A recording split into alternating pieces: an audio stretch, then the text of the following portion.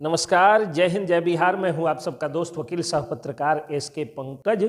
मनीष कश्यप के जेल जाने के बाद तेजस्वी यादव का जिस तरह से ग्राफ गिरना शुरू हुआ, उस ग्राफ को गिरते गिरते गिरते गिरते और जिस तरह मनीष कश्यप के जेल जाने के बाद लगातार जहरीली शराब से मौत हुई, जिस तरह बिहार में जमकर क्राइम हुआ और युवाओं के चहेता, युवा दिलों की धड़कन, सनातन व बिहार तीनों के हृदय सम्राट मनीष कश्यप के जितने भी फैंस थे, उनके नजर में तेजस्वी यादव विलेन बन गए। उसके बाद तेजस्वी यादव ने दो मास्टर स्ट्रोक चला।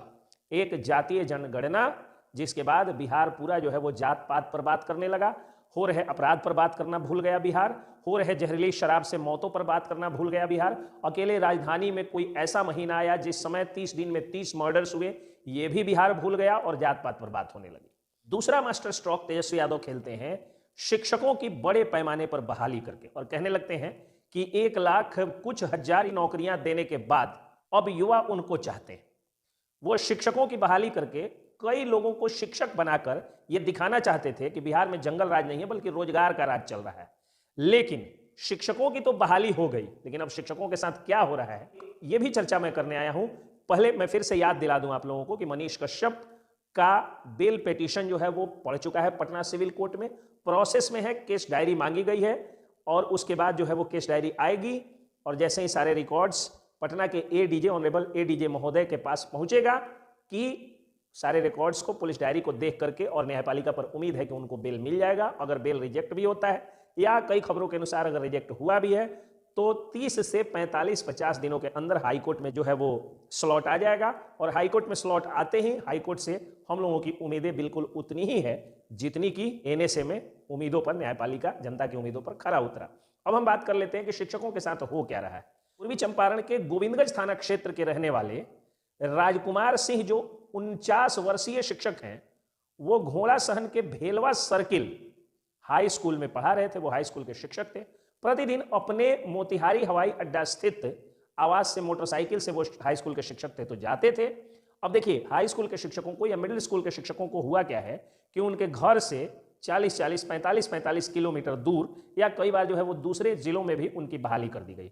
वेतन तो शिक्षकों का उतना है नहीं कि उससे वो आवास ले सकें या वहीं जमीन खरीद ले या आराम से रह सकें, इसलिए बाइक से ये लोग जाते हैं। रास्ते में एक्सीडेंट का भी शिकार हो सकते हैं, लेकिन राजकुमार सिंह एक्सीडेंट के शिकार नहीं हुए। उनकी ना किसी से जमीनी विवाद थी, ना ही कोई किसी तरह का कोई विवाद या दुश्मनी थी। एक शिक्षक की क्या दुश्मनी हो सकती थी? दुश्मनी सिर्फ यही थी कि वो जंगल राज वाले बिहार में पढ़ाने चले गए थे घोड़ा सहन इलाके में। पूर्वी चंपारण के उस घोड़ा सहन इलाके में वो जाते हैं और उस शिक्षक को अपराधी आकर के दन 2 गोली मारते हैं। उसके बाद वो घायल होकर गिर जाते हैं। अपराधियों की पता नहीं गोली खत्म हो जाती है या अपराधियों को थोड़ा चाकू गोद के मारने में इंजॉय होता है, या पता नहीं कि ज्यादा दुर्दांत और ज्यादा जो है वो बड़ा अपराधी बनने पर उनको टिकट की आशा या प्रत्याशा है इस सरकार में। वो 2 गोली लगने के बाद भी उनका मन नहीं भरता है तो वो लोग चाकू लेके आकर के और चाकुओं से गोदते हैं 15 बार उस शिक्षक को। उस शिक्षक को 3 बेटी है, जिसमें बड़ी बेटी जो है वो बिहार पुलिस में सिपाही है। एक सिपाही बेटी के पिता को 2 गोली और 15 चाकू मारा जाता है। उनको ले जाकर के अस्पताल में भर्ती कराया गया। 3 बेटियों के पिता, एक पत्नी के पति, यानी 4 देवियों दुर्गा, लक्ष्मी और सरस्वती के स्वरूपों की दुआएं और आशीर्वाद काम आई और उनकी जान बच गई। वैशाली जिले में एक शिक्षक आराम से जॉब कर रहे थे।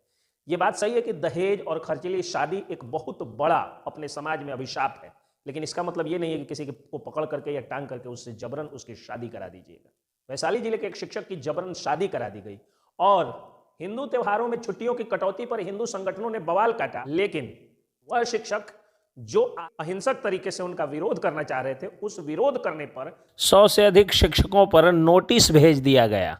तेजस्वी यादव एक्सपोज हो चुके हैं कि जिन शिक्षकों को वो नौकरी बांटते हैं बिहार में, उनको न तो वो सुरक्षा मुहैया करा पा रहे हैं, न उनकी किडनैपिंग यानी अपहरण रोक पा रहे हैं, न उनकी हत्या का प्रयास, गोली चलना, चाकू लगना रोक पा रहे हैं, और न ही उनको प्रजातांत्रिक अधिकारों का प्रयोग करने देने जा रहे हैं।